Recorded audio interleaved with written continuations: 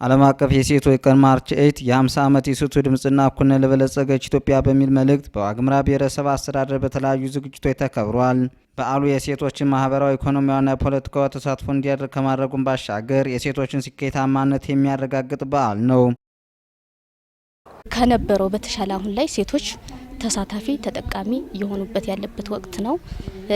በማህበራዊም ጉዳይ እንዲሁ ከበፊቱ አሁን ላይ መሻል አለ እና የዓለም አቀፍ የሴቶች ቀን ሴቶችን በተሻለ መንገድ ራሳችንን ነጻ ሆነን ቤት ያሉ ሴቶችን አካባቢያችን ላይ የሚገኙ ሴቶችን እንዲሁም ደግሞ በሀገር አቀፍ የሚገኙትን ሴቶች በአስተሳሰብም ሆነ በአመለካከት ወደ ተሻለ ደረጃ የምናመጣበት እንዲሁም እርስ በርሳችን በመድረክም ሆነ በተሰጠን እድል ደረጃ ወደፊት የምናመጣበት ቀናችን ነው የሚል ሀሳብ ነው ያለኝ። በአመት ከማክበር በዘለለ በተግባር ሴቶቻችን ውጤታማ ስራ እየሰሩ ነው ወይ? ኢኮኖሚያዊ ተሳትፏቸው፣ ፖለቲካዊ ተሳትፏቸው፣ አመራር ሰጭነታቸው ኢቭን በቤታቸው ማህበራዊ አስተዳደራቸውም ጭምርና ልጆቻቸውንም ማስተዳደግ ጭምር አብሮ ቀን ተቀን መሰራት ያለበት ተግባር እንደሆነ ይሰማኛል።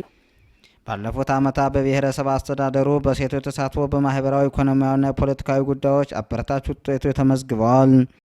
በ50 ዓመት ውስጥ የሴቶችን ድሎች፣ የሴቶችን አስተዋጽኦ፣ የሴቶችን ሚና የ50ኛ ዓመት የሴቶች ድምጽ ለኢትዮጵያ ህዳሴ ወይም ደግሞ እኩልነት የሴቶች ድምጽ ለኢትዮጵያ እድገት በሚል ለ50ኛ ዓመት በዓለም አቀፍ ደረጃ ለ115ኛ ጊዜ ይከበራል። ዓለም ለ115ኛ እንደ ሀገር ለ50ኛ ጊዜ ዓለም አቀፍ የሴቶች ቀን በዋግምራ ብሔረሰብ አስተዳደር በሰቆጣ ከተማ ሴቶችን ተጠቃሚ የሚያደርጉ ልማቶችን በመጎብኘት ነው የተከበረው።